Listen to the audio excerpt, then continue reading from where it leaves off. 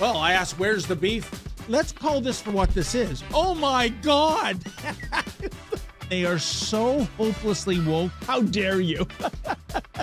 That is the intellectual capital of the left today. Give me a break. You are now watching the Daily Roundup.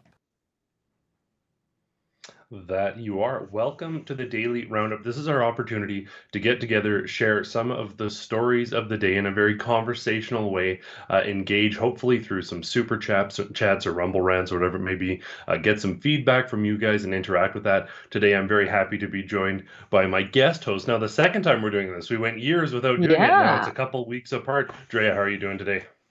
I'm doing good. Yeah, it's nice to be back with you again and everybody tuning in. We've got a good show today, lots of stuff going on and some international stuff too.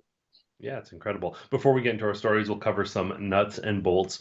Folks, you're probably watching us on one of these options, Rumble, Odyssey, YouTube, Getter. We really appreciate you joining us. I just want to encourage you to consider moving over to one of the sort of free speech-oriented platforms like Rumble. We've seen censorship and demonetization and all these things on so many of these other platforms. But other platforms like Rumble, they don't necessarily have a political ideology. They don't care what you think. They just want to give you a place to share your own perspectives. And that's what these types of online platforms used to be all about. So consider moving over to those. We've seen more viewership on Rumble than YouTube lately. So it's pretty incredible to see those platforms that support us and allow us to do what we do succeeding. You can also subscribe on Locals. You're going to get access to all of our normal content like you would on a social media feed, but there's also some exclusive stuff on there. So that's one way you can support us and help us keep the lights on as we tell the other side of the story. So without further ado, let's hop into some of these stories today. One of the themes for the day, certainly, at least with some of these Alberta stories, before we get into lots of international stuff, is going to be the sort of, whether it's conscious or subconscious, media spin that occurs on so many things. So we're going to hop to this article titled, "What Happens When Alberta's Royalty Roller Coaster Moves at Light Speed? A record $11.6 billion surplus." What's easy to forget is the historic surplus arrived only 2 years after the province reported nearly $17 billion in red ink during the first full year of the pandemic. So right there, Drea, and I want to pick your brain on this. We'll get into the more of the article. But right there, how many governments, progressive governments across this country, have you heard media, or at least them, use the COVID sort of spending spree as an excuse for the sort of fiscal struggles that have occurred? But in this article, when it's the UCP, when it's a conservative government that's standing up to them, there has to be a reminder that, remember during this so-called pandemic, how much money was spent? So they used to be in the red. What do you think of that? Yeah, you hit it on the nail there. And of course, they even work it in right into the subheading, just in case you're scrolling by. They want to make sure you catch that point. So you're not saying, wow, good job there, Alberta. Good job, UCP. And, you know, I looked at when I knew we were going to talk about this, I looked at BC as well to see where we're at. And I noticed in the article that I was reading, I should have shared it, sorry, but they did the opposite, where they talk about the pandemic like way further on, and they're still sort of saying, yay, it's nice to have a surplus, which is a small surplus, about 1.6 billion, I believe. But yeah, you totally hit it on the nail. Yeah, we'll see the skewing of numbers continuing shortly. The next line too, Alberta's budget math is pretty simple. It's a pretty simple equation these days, even for those who can't get the tap function on their debit card to work. So this government is so inept that, like, the continued language, it's not like they're possibly doing something good. Then after saying voila, record budget surplus, we eventually get into some actual arithmetic here. The basic arithmetic behind Alberta's year-end financial numbers released Thursday for the first fiscal 12-month period ending in March, with total government revenues coming in at $76 billion and expenses at $64.5 billion. The surplus reaches a staggering $11.6 billion, as we mentioned. That's what government should be doing, not spending more than is coming in. So this is the highest on record, going back to sort of 2005, 2006 combined. Of course, all the credit goes to nothing to do with the government whatsoever. It's exclusively oil prices. There's some truth to that. You can make that point, but I mean, this makes it super abundantly. There's actually, in addition to the resources, though, there's personal income taxes about $500 million above budget. So that increased the amount there, which is also good news. But it's a couple budgets now in a row where we're in the black instead of the red. In fact, if you wanted to spin that another way, you could say other than COVID-19 years, this new UCP government has been in the black. That'd be another way you could put it if you were a little bit friendly or even maybe impartial. Oh, yeah. But yeah, so anyways, that's that. Something else. It's interesting. Like, I think you hit the nail on the head as well yourself with the subheading. It just had to get a couple shots in before getting into any facts. And interesting to see that BC, they've just flipped the script and gone the other way. Now, Yeah. part of the reason that they very likely are targeting Danielle Smith and the UCP and don't want to give any friendly coverage, these folks who are getting Trudeau handouts, is because of our next article. Alberta Premier Danielle Smith says the province is ready to push back against clean fuel regulation. Smith says the province has an affordability crisis, and the government managed to give Albertans some relief by pausing provincial fuel taxes, but the new levy undercuts those efforts. Smith said we've got to push back against the federal government on all things that are making life unaffordable for Albertans. So I wanted to kind of get your perspective as someone from BC. We're seeing, whether it be Saskatchewan, some of the Atlantic provinces, and Alberta starting to reject this, standing up for the people who simply can barely afford to pay their bills with the way things are going. Is there a little bit of envy from provinces that are happy to go along with everything Trudeau says? Well, I am envious, yes, but I don't think as a whole, as the province, we're not seeing much of a pushback against these things. We have very progressive, policies in this area, especially if you look at like Nanaimo and stuff, just the whole green in general. They want to go, so you're not using heat basically in 2025, things like that. So we're very extreme. We are taxed up the wazoo when it comes to how we're taxed for our gases, everything. And I don't know if it's a lack of awareness or not, but there's not really a strong push. The Conservative Party of BC, their leader, who is MLA John Rustad, has spoken out about these issues. If you recall, he was formerly with the BC United, whose previous name was the BC Liberals, and they booted him out after he retweeted Patrick Moore's tweet about, that wasn't in line with climate alarmism. So he's sort of more free now that he's in this party to talk about those things as well. But other than that, you don't see a lot of it. Yeah.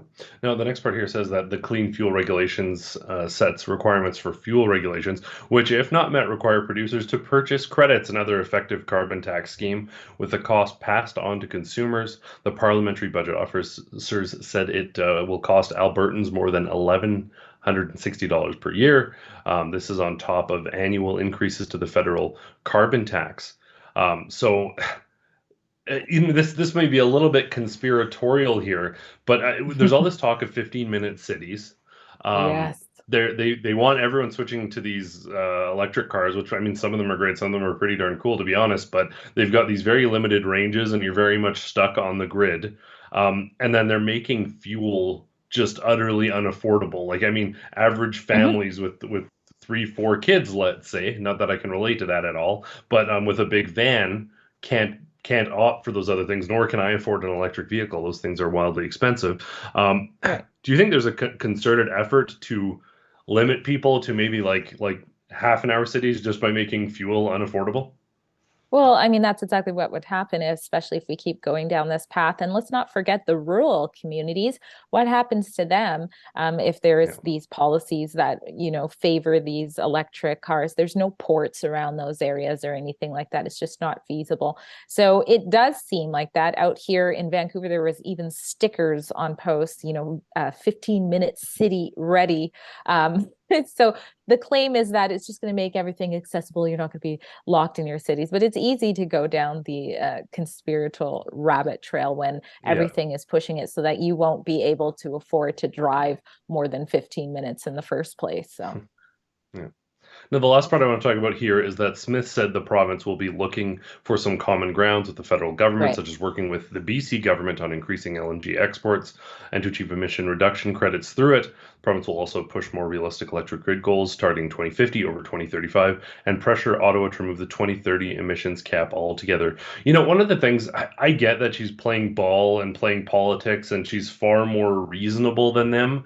But Hmm. despite the fact that she's willing to use some of their lingo, play ball with them, set some more reasonable dates, like she's just vilified all the same. Like, is this the time for her to just go full DeSantis and say she doesn't care? I know she believes in some of this stuff, to be honest. I don't think she's just sort of signaling, but I mean, her efforts to do more reasonable versions of what they want or to make it Right. less of a struggle for Albertans, they get met with the same malice as though she was deriding it altogether.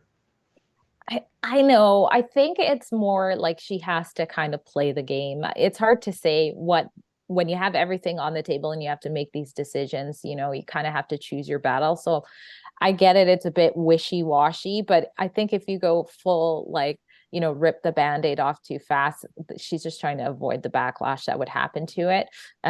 from that. But the question is she going to stick with this plan to kind of work with a little bit with BC and the way that they want to do it, or is it going to change over time and go further and further away to Right. something more DeSantis-like?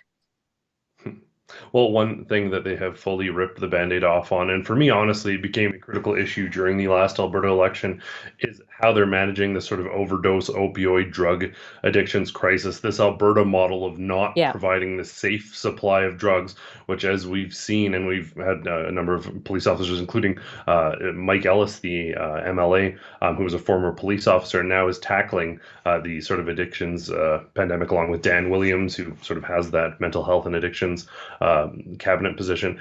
He said that basically what's happening is these clean supplies, and other people have confirmed this. The clean drugs that are being provided, what they actually do is they sell them into schools at a higher price, or they'll sell Yeah. them to people with money because you can afford and want those safe drugs. And then the people who are overdosing or struggling or whatever, they're continuing to buy cheap, sort of black market street drugs that are Yeah. just as dangerous. So ultimately, you see an increase. There's also the fact, and as Mike Ellis put it, that there's this sort of mentality of palliative care where you're effectively, it can be a 12-year-old who's an addict and you just continue to give them this palliative care, which is free drug supplies until it eventually kills them. There's no such thing as safe hard drugs, and the No. UCP, this Alberta model, they've been tackling this head on, and I think for most people out there, they've supported this. You've probably seen sort of East Hastings. Calgary's getting there, don't get me wrong, but there's a pushback or rejection. But tell me about like what you sort of see in some of these areas where around safe injection sites. I don't know if you've driven past or stopped near one. Absolutely. I've driven past. It's a really bad site. It doesn't look much better than it does in the sites where it's clear that there is obviously the illegal drug action taking place. But I just wanted to circle back to something you said, because it's so important that people really grasp onto that. And I know documentarian Aaron Gunn, his Yeah. documentary touches on that too, what you were saying about they're getting these drugs for free and it's getting in the hands of kids. Like, that's insane when we think about it. And what that really has to do to is choice drugs. There is an addiction issue here, and people have a selective drug choice. Usually they have a preferred type of drug, whether that's fentanyl or what have you, and a certain tolerance up to how much they use. So they are addicted to that pattern. And when you give them something else that isn't quite that's a safer dosage or a slightly different type of drug, it's not filling what they're trying to achieve. And that's where they start trading and selling or using that and then still trying to go get the same hit. So yeah, certainly this is not solving the problem here. But yeah, when you go by these areas, it's clear that it has to be a multi-pronged approach. We have some of the footage on there too, but certainly decriminalizing is not going to solve the issues. In British Columbia here last year, we had, I believe, 2,300 overdoses last year, which is like a 75% increase. So there Yeah. is something really tragic going on here. And a lot of it is a connection with mental health, previous trauma. Those things have to be addressed as well. Yeah, so And I think, at least on a common sense sort of level, no one would like give drugs to somebody they love. You know what I mean? No one would do this to a friend or a family member. Often, what you see is these people reduced to sort of statistics and numbers, and they think, oh well, we might be able to reduce like one overdose. But what you're talking about is walking another couple hundred people towards a path of addiction that very often results in death, results in overdose. Like this is not a Right. trajectory.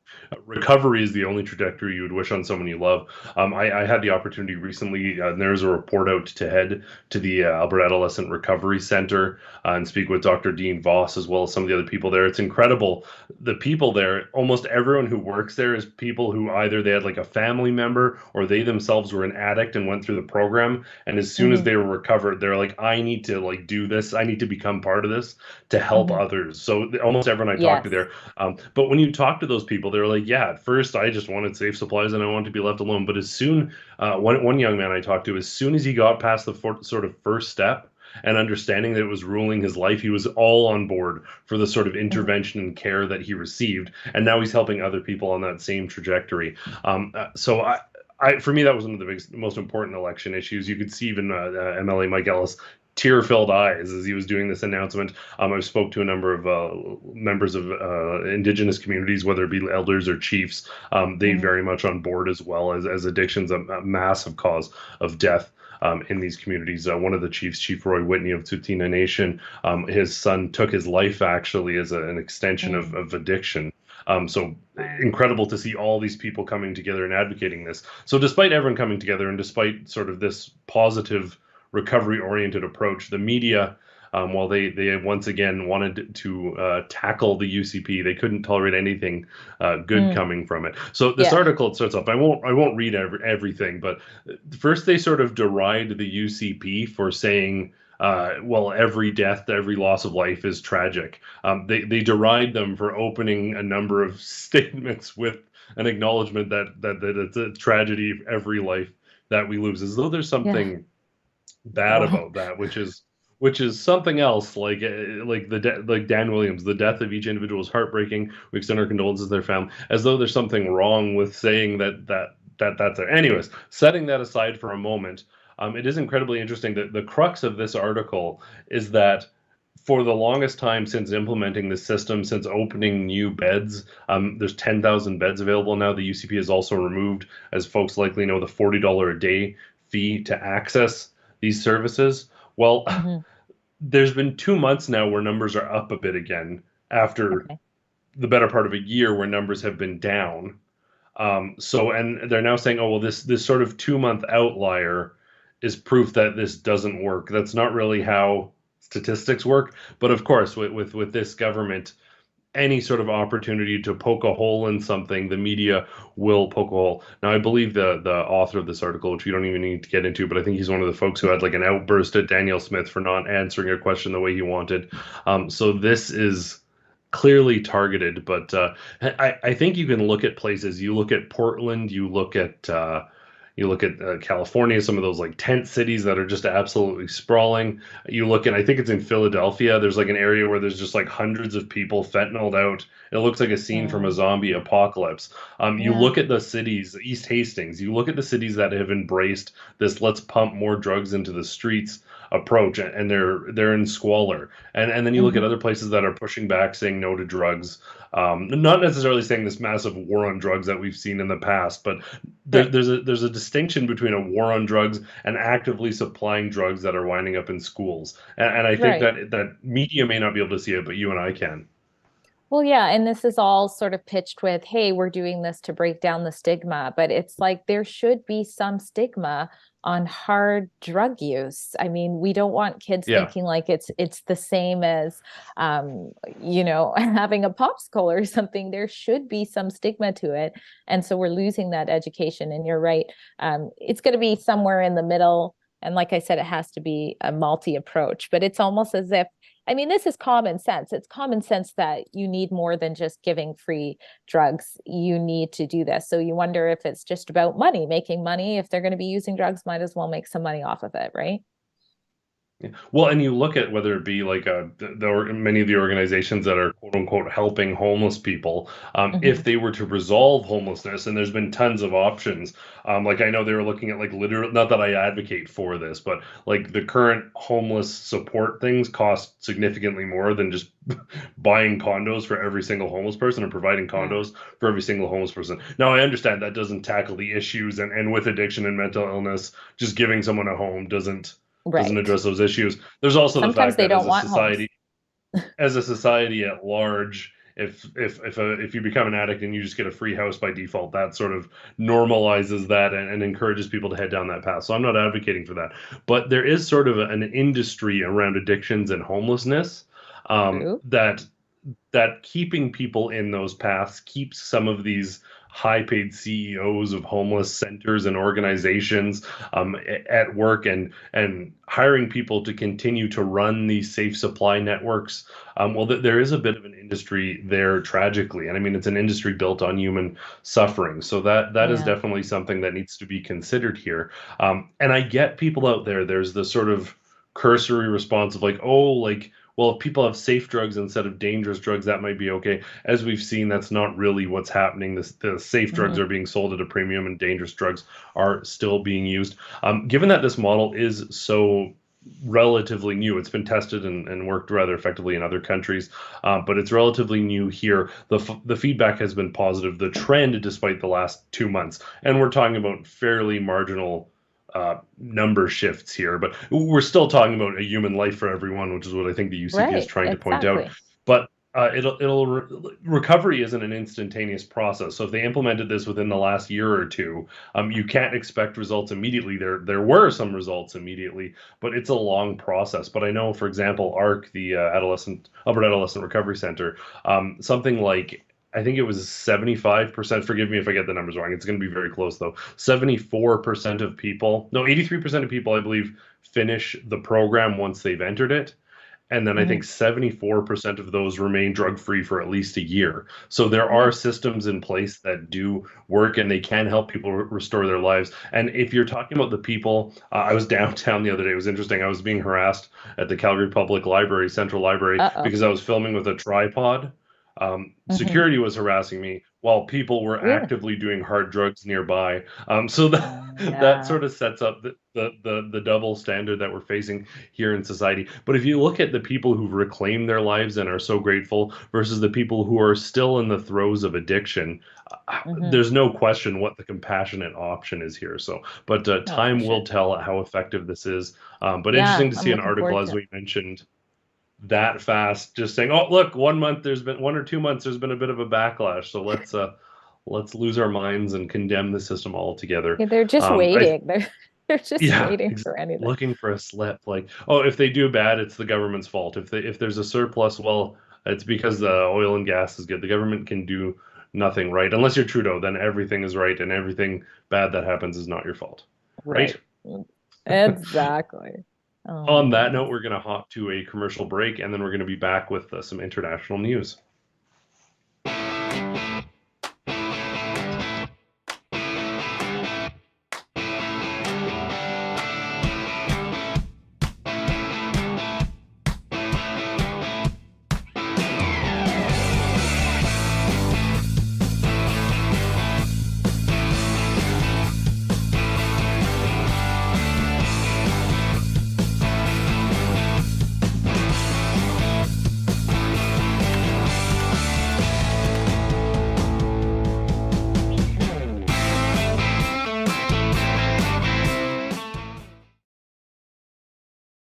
Would you like to bring our new documentary, Church Under Fire, Canada's War on Christianity, to your church or group?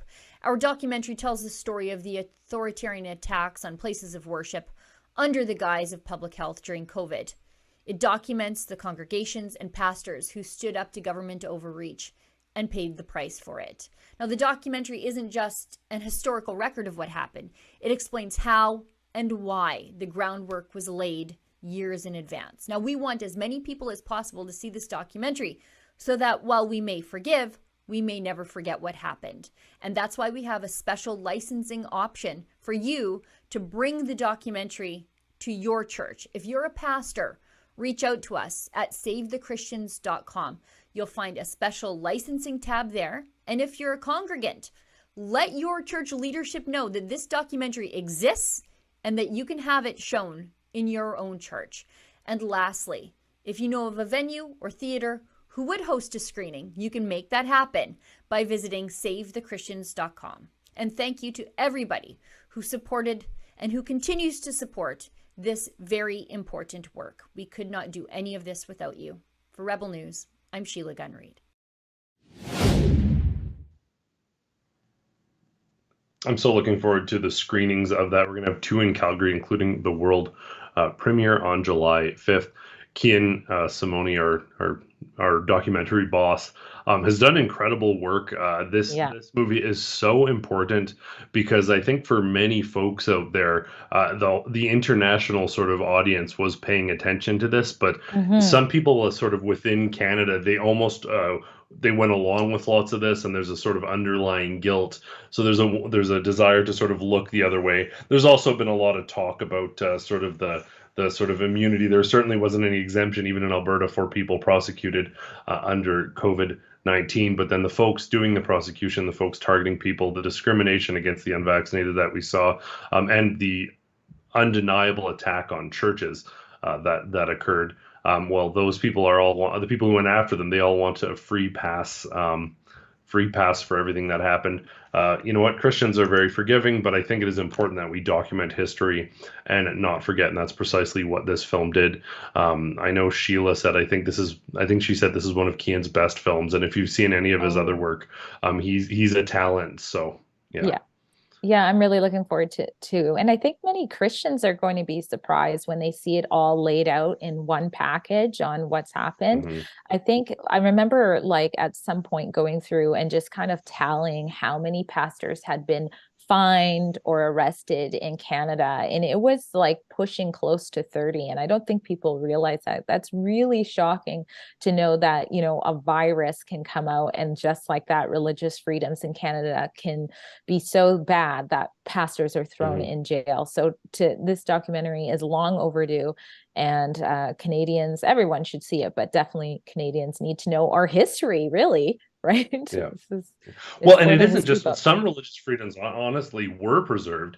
Mosques were absolutely packed, just blocks away from some of the churches that were shut down. There was repeated arrests. Mosques in their industrial areas. We literally saw police out front sort of checking it out, but not taking action. We were scouting this out. And I mean, that's a good thing. Other communities should have their religious freedoms. But this just revealed the underlying, we're going to talk about this more in a little bit, it revealed the underlying sort of anti-Christian bigotry that is taking place in this country. There was the odd mosque or synagogue that received a ticket, but it was a concerted effort. Christians are the people you're allowed to attack today, as has been the instance throughout all of history, since the time that Jesus Christ was crucified, as a matter of fact. This is nothing new, but the fact in a modern democracy, this is happening. I remember talking to members of a Vietnamese community at a church here in Calgary that was lit on fire. They escaped communism in order to pursue religious freedom, and then they come to Canada. They weren't here when the residential schools were happening. They had nothing to do with it, and yet they fall victim to arson as a result of this bigotry against Christians. So, looking forward to that. We just had another burning church in Surrey that I have to look into. I'm not sure what it's all about, but a church in Surrey just 2 days ago. So. I want to talk more about this when we talk about this very serious story about stickers being removed and how the media prioritizes that, but that's later. Now let's get to this international stuff. The article that we have now says more than 400. It's more like 700 or 800 have been arrested. Yeah, they're saying 800 now. 800, wow. As a third night of violent protests sweeps France after 17-year-old shot dead by police. Now, don't go look this up. It's not all that gruesome, but it's not something you want to see. But this footage is circulating on Twitter. I'll spare you some of the details. But effectively, what happened was this 17-year-old young man was driving Nail, and the plates were like Polish plates, and they weren't really matching up, I believe is the story. And he was in a bus lane only in a vehicle. So in a pretty conventional way, police kind of pulled him over saying like, well, you're not supposed to be in this lane. What happened? He seemed to be trying to start his car and take off and leave. And so one of the police was kind of leaning over the front of the car. and he was still trying to start his car. So they drew their firearms. And ultimately one shot was fired as he rapidly accelerated. So it's not as though the cop was being directly sort of run over, but he was on the side and the front of the hood, and the vehicle rapidly accelerated. One shot was fired, and basically the vehicle lost control, crashed. So certainly a tragedy. Is there space for conversations about sort of mitigation and de-escalation rather than that? Yeah. Conversely, though, I do understand if you're a police officer, you've got a firearm drawn on somebody, you're telling them to stop, and they start a vehicle and accelerate while you're basically on the vehicle. There's a very strong risk that you could be killed, dragged by that vehicle. We've seen it happen before. Right.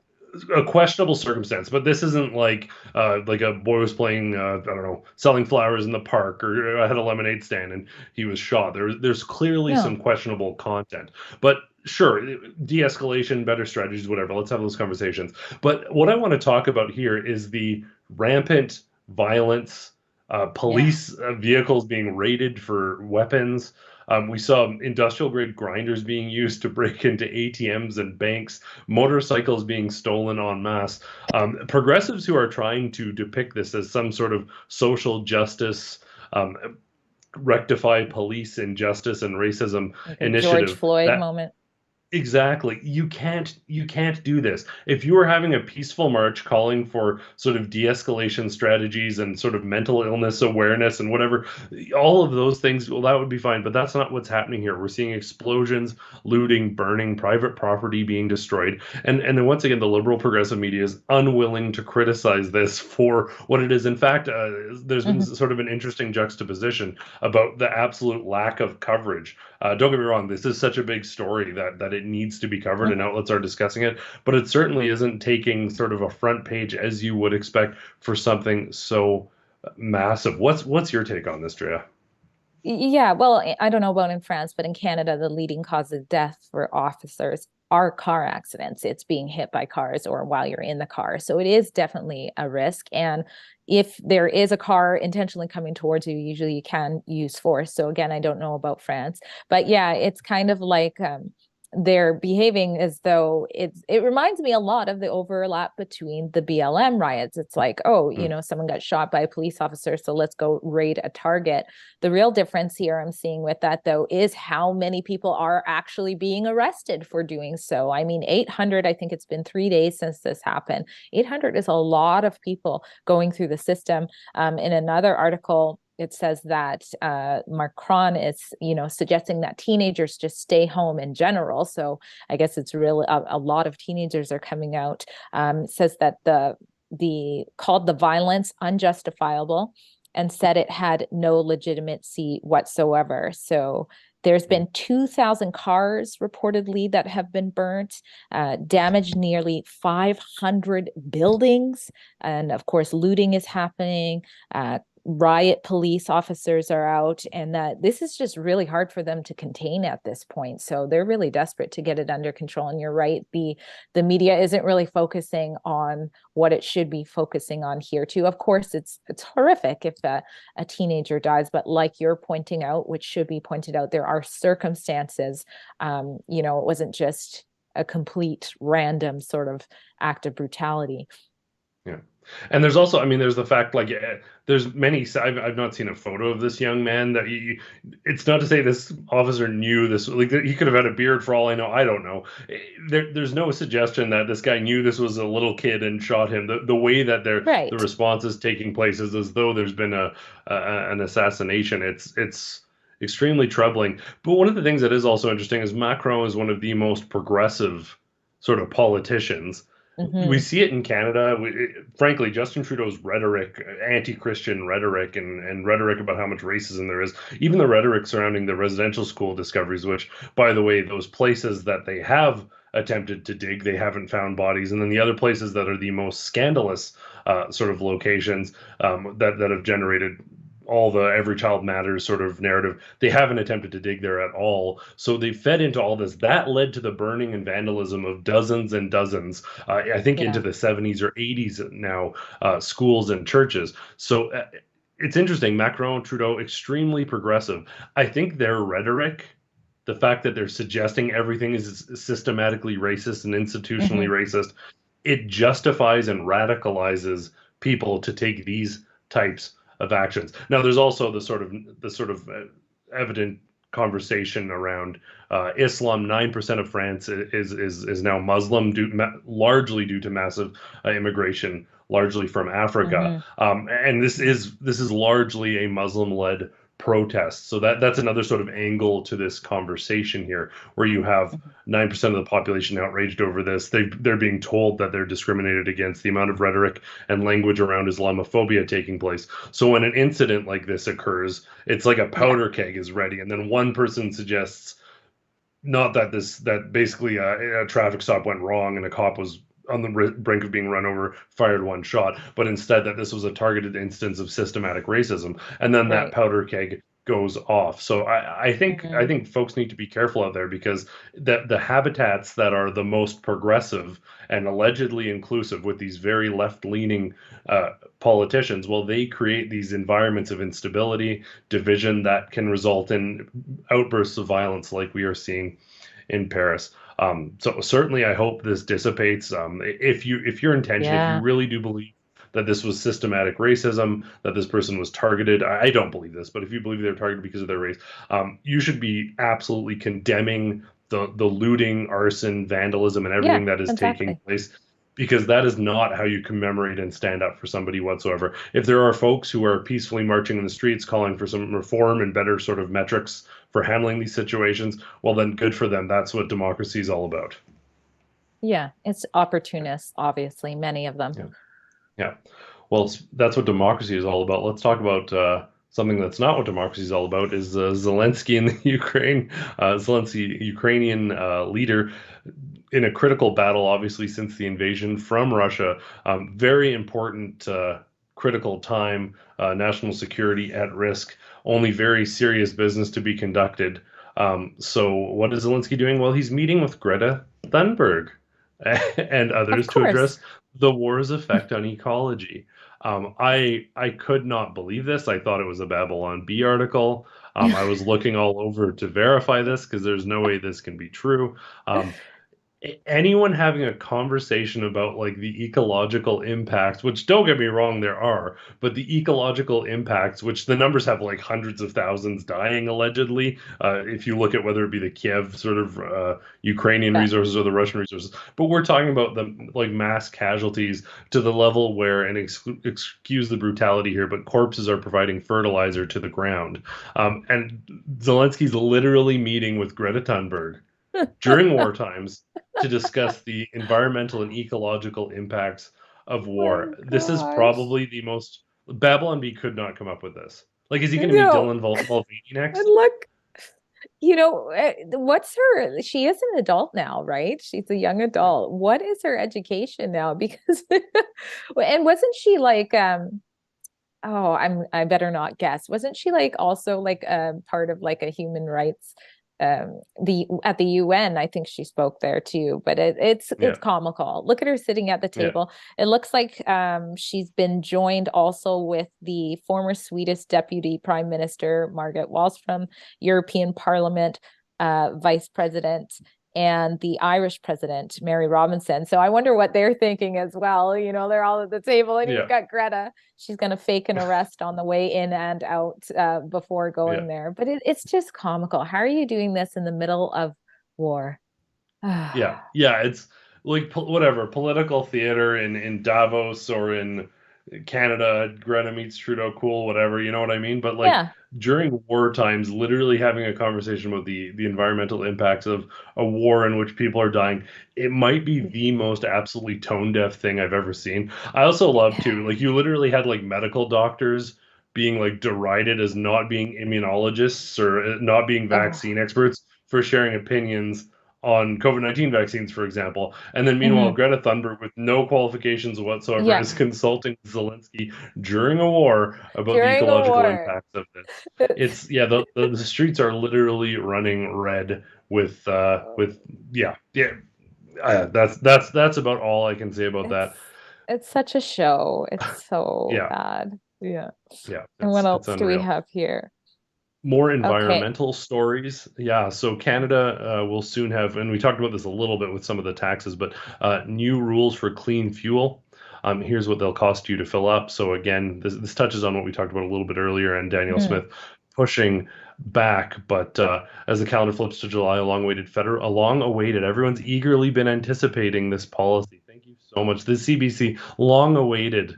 My goodness gracious, will kick in, aimed at cutting the amount of pollution from cars and trucks while trying to keep prices at the pump affordable. Yeah, by increasing them. Clean fuel regulations were first proposed in 2016, but they faced delays and revisions along the way. Although the new policy faces political opposition, yeah, no doubt, it also faces human opposition because it's making life unaffordable. It has received support from several environmental groups. Oh, thank goodness. Of course. Greta. Industries like it too. Great, thanks, industries. I want to reassure Canadians that this is a good policy. Thank you. It's a good regulation. It will deliver significant emissions reduction, says Bob LaRock, President and CEO of the Canadian Fuels Association, which represents companies that process crude oil and bring products to the market. It's good. Trust us. It's really, really good. You know what this does though is so many of these fuels, and it's an attack. And I think we've got something else on this too, but lots of this involves sort of outsourcing to Brazilian or American biofuels. It is yet another attack on Canadian natural resources, Alberta's natural resources. It seems that their end goal, they'll do anything. They'll fly all over the world. They'll take jets places. They'll be on cruise ships. Mhm. Everything is absolutely fine. They'll buy OPEC oil, these countries, as long as they condemn Alberta to poverty by deriding, denigrating, and disabling our resource industry sector. That seems to be the only consistent motivating factor. Alberta's a little bit lippy and we push back, so they're going to destroy our industries while they continue to pump raw sewage into oceans. They have massive sort of steel pollution occurring within the Great Lakes. All that stuff, that's absolutely fine. But let's buy some OPEC oil and some Brazilian rainforest cleared biofuel, because that's more ethical and more environmentally friendly somehow. And let's make it kick off on Canada Day. Like it's this big, huge celebration. Yay! Yay, long awaited. Yeah. So it's hard to keep up with all of this stuff happening at once as well. And it says, I like how it says here that the companies have to achieve, that one of the reasons the industry likes the policy is because the federal government isn't mandating a specific method to reduce pollution from the transportation sector, but instead leaves it largely up to individual companies to choose how they want to comply. It's like, choice is very bad. Yeah, exactly. And here's the line that's really doing people in here. Environment and Climate Change Canada estimates a price increase at the pumps by 2030 of anywhere between 13 cents per liter for gasoline, which is a weird way to say it. 6 and 13 cents. There we go. They wrote one and numerically depicted the other one. So between 6 and 13 cents per liter for gasoline. That is on top of the 37 cents the carbon tax could add to per liter.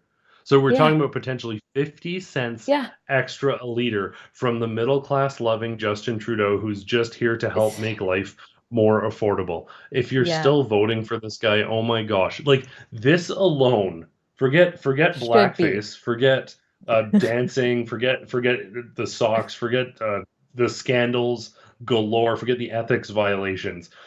This prime minister is causing your gas to cost 50 cents more per liter. That's insane. That is enough. In the coffin. Yeah, no one should vote for this guy. Absolutely nobody. And if you do, like, you must be so wealthy that you hate the middle class and you just want them to suffer and not be able to drive anywhere. This is insane. 50 cents per liter. I can't afford that. It's ridiculous. Yeah. I think we're back to the conspiracy territory about 15-minute cities. Let us know what you guys think about that too. You can connect with us in case you're tuning in now through Rumble and Odyssey through live chats with a donation of $5 or more, which goes to keeping the lights on at Rebel News and bringing the other side of the story to the public. But we'll try to read those before the show is over. So if you have anything to add, and then I think we're going to go to an ad break before we get back to the changes with affirmative action in the US. In a world plagued by conformity, where truth is distorted, freedom is a distant memory, and Big Brother is always watching. One man, Winston Smith looks to break through his bleak existence. Introducing the all-new Rebel Illustrated Classics edition of George Orwell's iconic book, 1984. Now, more than ever, in the age of lockdowns, 15-minute cities, and World Economic Forum globalism, everyone must read 1984. Uncover the hidden depths of this literary classic with our exclusive illustrated edition that brings Orwell's haunting vision to life, reborn with a foreword by Ezra Levant and 30 captivating new illustrations by artist Paul Ravoche. You see that Orwell is not only explaining what might come, but in my opinion, what's already here, even back when he wrote it in 1949, but much more so as we see revealed today, particularly with the last 3 years. Join the rebellion against conformity. Get your hands on the Rebel Illustrated Classics edition of 1984, now available at buy1984.com. Living with spike protein in a post-pandemic world is something we all have to grapple with, whether you've had the virus, you've been vaccinated yourself, or if you're around those who were.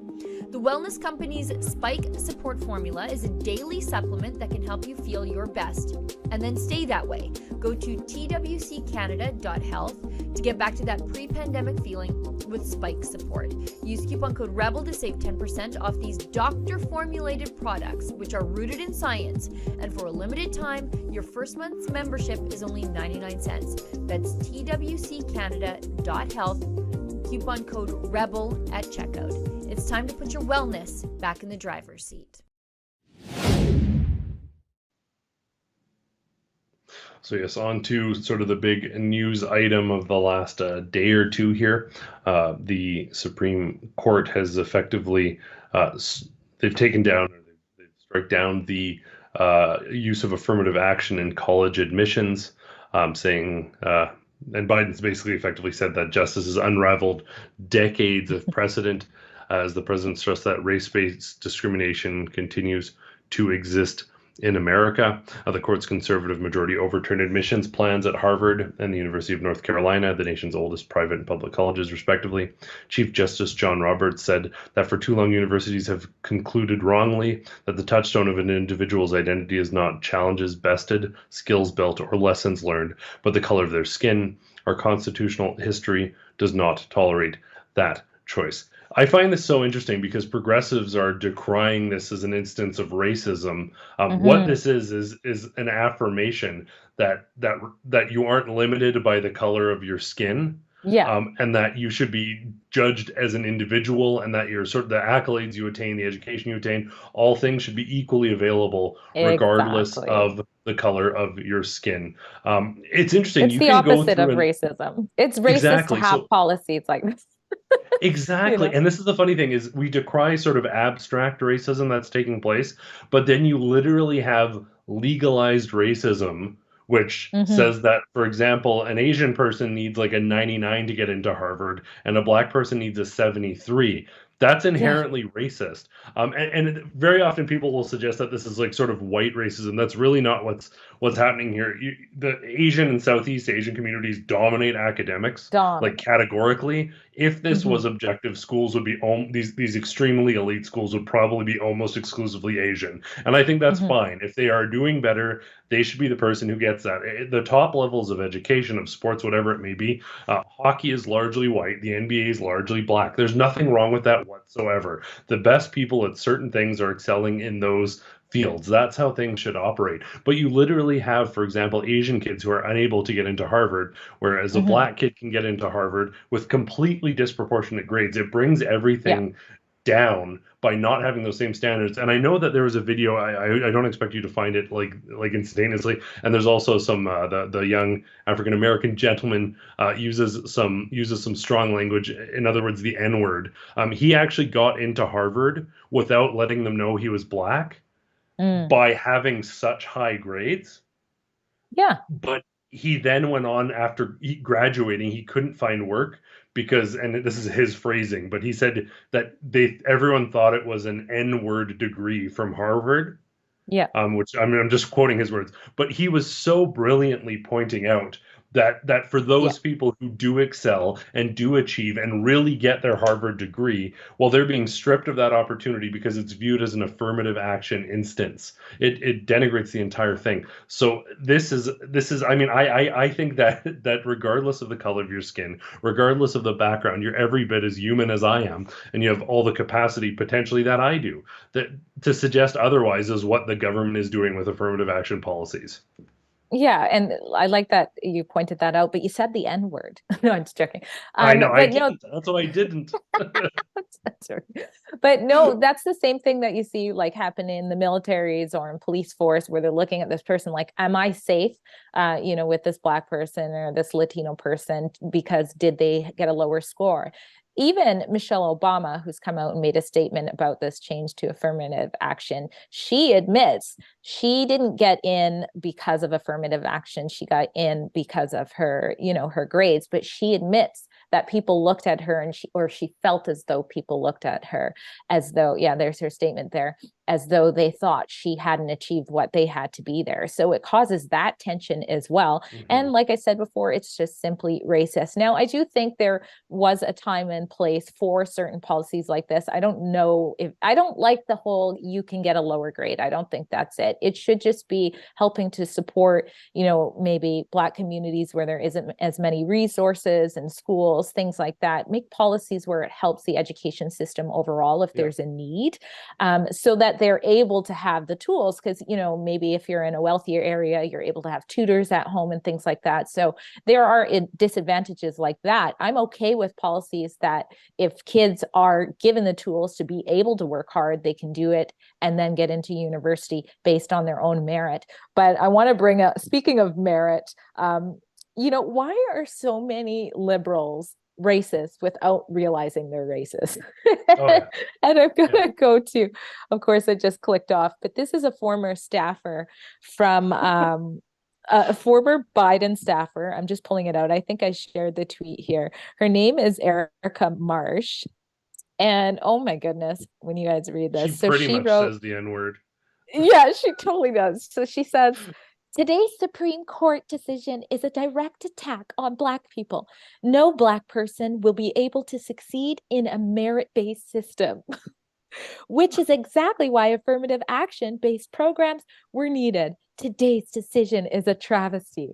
Like, how flipping racist is that? What? And it's not shocking. People thought it was a parody account, and it's not. Oh. When you first shared that, I literally thought it was like a white supremacist. Like I had no idea it was a former Biden staffer.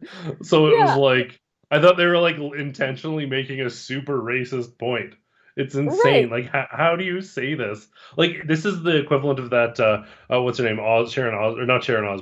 Kelly Osbourne saying, like, if we, like, deport the Hispanics, who will clean our toilets? Like, it's absolutely just, like, it's the self-consuming snake. That's the most racist thing. And, like, to your point, I do want to touch on that, though. Like, the fact is, with the legacy of slavery in the United States, like, Black Americans built the country, made it a superpower, and got nothing for it.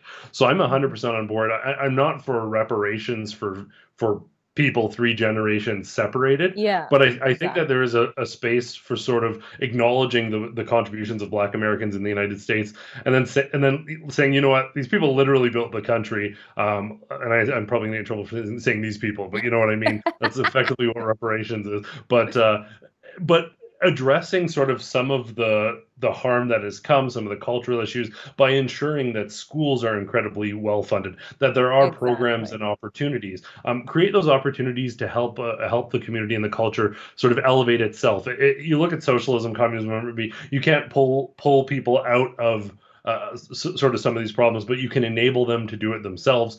And I think policies like that create opportunities for Black communities rather than trying to pluck and elevate manually. That's very sort of white savior syndrome. I think what we need to do is step away from that mentality. Affirmative action, originally when there was overt racism and people couldn't get the job, I agree with you. I think that probably makes sense. But what we need to do is sort of have merit-based rather than gender or identity or whatever it be, or race-based hiring. There needs to be merit-based hiring. So I think that there is space for, let's say, sort of a peer review process where, like, let's say you're clearly overqualified and you Mhm. suspect you haven't been hired because of your race. Well, maybe there's some opportunities to sort of challenge that legally. That makes a little more sense than for me to combat racism. But good to see the Supreme Court getting this right. They're overturning Exactly. Roe. Yeah. They're getting this right. So yeah, I think that this is probably good news. And I think, I mean, you can speak to this better than I can, obviously, but to have the Supreme Court actually say, no, we're going to have the law reflect the facts that you are equal. It must be elevating to some Yes. degree. Exactly. Affirmative action, it says that the skin God gave me is a disability of sorts, and that so you need this special treatment. I don't raise my kids to think that way. I raise them to think that they can work hard, they can reap what they sow, they can, if they fail, dust yourself off and try again. And that's the way that you see kids succeed again, if they have, a proper education system and things like that. And I want to go back to Erica Marsh because I'm not done. Yeah. Because she actually she dug her heels in and responded to the backlash that she was receiving, and it's even worse because instead of saying, I'm sorry for saying like the most racist thing that's been on Twitter in a long time, she says she blames her ignorance on, I don't know why I keep clicking on it. She says, allow me to clarify this tweet, which is being manipulated for propaganda and misinformation by ultra mega. Oh my God, Blamed this is not mega parody. for it. Yeah, no. And then she Oh. goes on to say she meant, that's why it was that way back then, but it's just hilarious. And Oh and my that's the gosh. thing. It's racism like that was fueling affirmative action. And it's, what does that say to a child when they're like, oh, you only have to do this? It's like, well, what's wrong with me? Why is that the case? And I would be so pissed off if I had this amazing GPA and everybody's just assuming that I didn't work, Yeah, the same as they absolutely. did or better. Yeah, absolutely. Yeah. We're good. I mean, I still can't believe that that's real. That's shocking. But you're done. You're done roasting. I'm done. Okay, awesome. Next, I want to talk about this sort of global news story. This kind of stuff is not tolerated. Calgary man removes hate stickers from city fixtures. There, one of the stickers there is like "Save Tomboys." It's about like gender stuff. People are Right. putting stickers around. There's all sorts of stickers. There's like Harper's Hitler stickers. This has never been a story before. For me, this isn't really much of a story, but what I wanted to sort of point out is the fact that the media is spending time on this Mm-hmm. while Mm-hmm. there's continued like burnings and vandalism taking place at churches across the country. Yeah. This sticker story gets almost as much coverage as a church being burnt down in this day and age. It's absolutely ridiculous, and it goes back to whether it be the Church Under Fire, which again, go to Save the Christians to check out and buy tickets for that screening. But you just look at the juxtaposition. Like, this guy's a hero for peeling off stickers that share unpopular opinions. Here we've got some of the video there. True martyrdom. I'm not saying it's him, but I wouldn't be surprised if someone who's going around peeling stickers is also vandalizing churches. You know what? Cheers for him. He's cleaning up vandalism. If there are hateful message, I don't necessarily. I don't know. Kind of a silly story. If there's racist stuff, if there's bad content there, cool, good job peeling off the sticker. But the fact that this is a news article with so much other stuff going on is just I it's something know. else. It's It feeds worth, into the. Go ahead. yeah, it's worth noting because there's so much going on as we're talking about some of the stuff and they're doing that. Who put the stickers on there in the first place? But there are so many people cleaning up, spaces for lots of things that are there: graffiti, garbage, needles. Yeah. How about we show the people going to the playgrounds and picking up the needles? That would be a good thing to Yeah. Yeah. Exactly. showcase there. But Well, and the other thing here too is like some of this, it seems that there is definitely like sort of a racist angle to these stickers. But what we see so commonly, and it sort of drives this fear and hysteria, is like there, like, one person made some comments at a Leduc, like a small town outside of Edmonton, city hall thing. One person made these comments, and then one person is putting up these questionable stickers. You have a few people on, like, sort of the fringes, to use some Justin Trudeau terminology, but you have few people who are authentically on the fringes, and you'll literally have mainstream media and like MLAs like Janice Irwin or wherever, Yeah. basically going off about how this, like, hatred is on the rise. Like, well, yeah, hatred is absolutely on the rise against Christians, but hate crimes against other groups are broadly on the decline, actually. But that doesn't feed the sort of narrative and the continued funding for these advocacy agencies, and it doesn't drive the fear-based voting. So that doesn't work. So they have to latch on to little stories like this to perpetrate the notion that racism and hatred is prevalent within society. I agree that it is, but it's with policies like affirmative action and with Biden's former staffer tweeting things like that. It's not with the majority of people. And I think mischaracterizing a small fringe as the majority has become problematic. Yeah, like one person going around with stickers is like somehow reflective of a huge amount of people. And I mean, you're never going to get rid of or eliminate racism, like you said, on all sides of it. People are troubled sometimes, and they're going to have hate, which leads us into this this next horrible topic. What? I don't know why everything always bounces on me. I get all ready, and then the second I want to read it, it's like in a completely different area.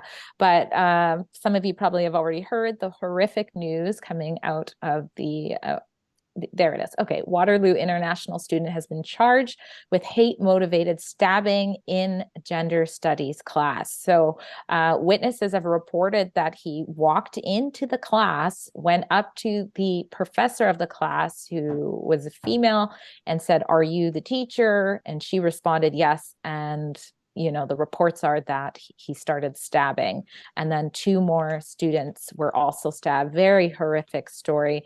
The police do believe that it is hate motivated, assuming that must be linked to, maybe the gender studies, the type of course that it is. But this is horrific. There's so much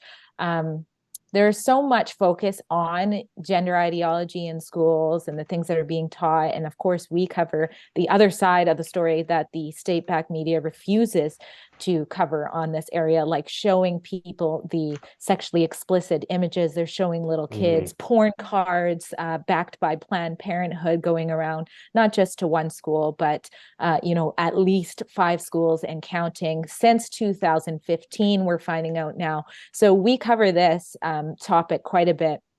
But this is this is, of course, horrible. We're going to get more details of it. I'm happy to report that they were non-life-threatening injuries, which is quite remarkable, with 3 people getting stabbed. So I don't know if there's an update on how the victims are doing, but very sad to see this. It was an international student who attended the university, from what I'm seeing. His Facebook profile is actually still up. And he's from Ecuador, so he's not a Canadian. And I guess we're just going to have to wait to find out more details about what exactly made him do this, or allegedly do this, you have to say, until, I guess, trial. Yeah. It's so early. It's hard to say. Obviously, with the whole coming up and saying, "Are you the teacher?" and then starting this. Obviously, the police have enough to suggest that there's some sort of hate motivated context to this, but really hard to speculate much more until more details become available. But one thing that I will say, it's very interesting to see when we attend these the stopclassroomgrooming.com sort of reports. It wouldn't have anything to do with necessarily university. This tends to be in children's spaces that we're talking about. But right, yeah. But very often, lots of the rhetoric around it is that they're radical or they're extremist or whatever. I've been to so many of these protests. When you talk to these people, they are so, and I keep saying these people, but I mean in general. When you talk to people attending these protests, of all backgrounds. So the protests in Calgary, the two that I've been to, have been Muslim led, but they're basically open to everybody, and it's pretty interesting. There was a super viral video that got I think it's at a couple million views now, of a Christian and a Muslim man standing together saying, "Listen, Yeah. we don't hate anybody, we don't judge anybody, but we're standing up against this. We're standing up for our kids together." It was sort of this beautiful people from different backgrounds and different stories and everything coming together moment. But when we speak to the people attending these events, the sentiment is absolutely universal. The counter protesters will say they're bigots and they're full of hatred and everything like that. But when you talk to them, they say that there's the clip. They say that we invite everyone to come over. We think the LGBTQ people should be joining with us because this is about defending religious freedoms. This is about creating a sort of inclusive environment that's focused on academics rather than exclusive or divisive ideology. But they say that even with their own kids, once they're adults, if they choose, even if they choose to the LGBTQ lifestyle, if they're gay, whatever they may be, they're going to support them, encourage them. But they're simply saying that for the time being, while our children are our children, we're going to decide what's best for them. Then they can make decisions when they're an adult. So it's the most moderate, down-to-earth message that you could possibly imagine. It really is. So it really is. Yeah. Sorry. Yeah, I think people will attempt to mischaracterize it. Even we've heard time after time that they try and blame these concerned parents initiatives or whatever it may be for some of these instances, whether there's violence or radicalism taking place. But when you attend these protests, it's clear that that is not the case. There is some pushing and shoving and radicalism, but it's generally not from the parents concerned for the well-being of their children.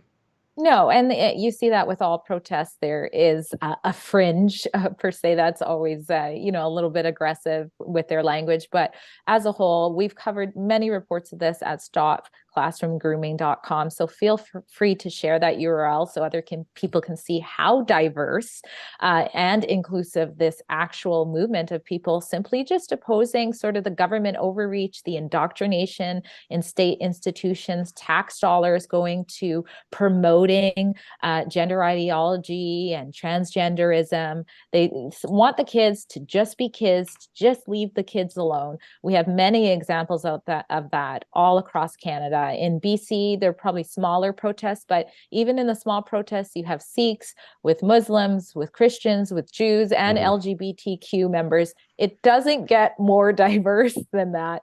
It's to the point that, unlike, with the trucker convoy, for example, which was also diverse, the media could just show an angle and make it look like, it was only white people. I mean, they can't even do that at these protests because they are very diverse. It's parents. And I think that's why. And so stopclassroomgrooming.com, please share that. And hopefully, this incident that happened at the Waterloo University isn't going to hurt or their voices and their message. It reminds me of the same thing, like where there was that trans shooter at that Christian school that went out, and I haven't followed up on that in a while, but it appeared it could have been a hate motivated thing. You don't want to label that shooter as every trans person. So it's the same thing that should happen here. Yeah. Well, and the other thing, so you mentioned the shocking diversity. It's parents, it's grandparents, it's people of all backgrounds at these protests. Meanwhile, the counter protests tend to almost exclusively be 25 to 45-year-old white people. Almost, not that I care about this. I don't like playing the demographic games, but if they're going to play it, we could literally do a comparison of crowds. It's a good point. I think the diversity quotient would be in favor of the protesters, not the LGBTQ counter protesters. Well, out here, it's predominantly young adults, usually wearing masks, looking like Antifa. And when they will talk to you, if they will talk to you, and you ask the question, do you have any kids? They say no. So that's the other thing. It's like a lot of childless young adults, white, coming out to counter protest this. And they don't even know what's happening in schools for little kids or what have you. Yeah. Yeah. Lots of MLAs extremely concerned about this on the LGBTQ side, don't have kids. And then, like you mentioned as well, lots of protesters, no kids. Or interestingly enough, a few protesters we spoke to, their children are also LGBTQ, which statistically unlikely unless you subscribe to other ideas about that. But we won't get into that right now because we have one more story to get to and we're a little bit over time. This story is shocking, heartbreaking, and it jumps back to some of the sort of COVID-19 discrimination that we saw. Alberta mom suing Starbucks over her firing because she alleges her cancer was confused for COVID-19. An Alberta mother who alleges Starbucks Coffee Canada mistakenly thought her cancer symptoms were COVID-19 is now taking legal action against the company, arguing she was wrongfully fired over the mix-up.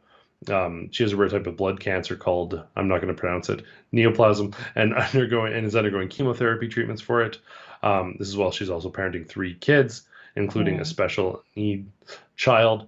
She's been fighting cancer for the last 2 years, and now she's also fighting her former employer, whom she said fired her without cause. Effectively, you have to have 3 write-ups to be fired from Starbucks. So what they did is they wrote her up 3 times in one day and got rid of her. One for coming to work sick, one for not following COVID protocols, and one for handling food while sick. So basically all 3 of them for being sick. I guess she had a cough or whatever it may be, but she never had COVID-19. I guess she tested for it. And her cancer symptoms were allegedly mistaken for the symptoms of coronavirus. A month after this, she was officially diagnosed with cancer. So it was confirmed that she had cancer.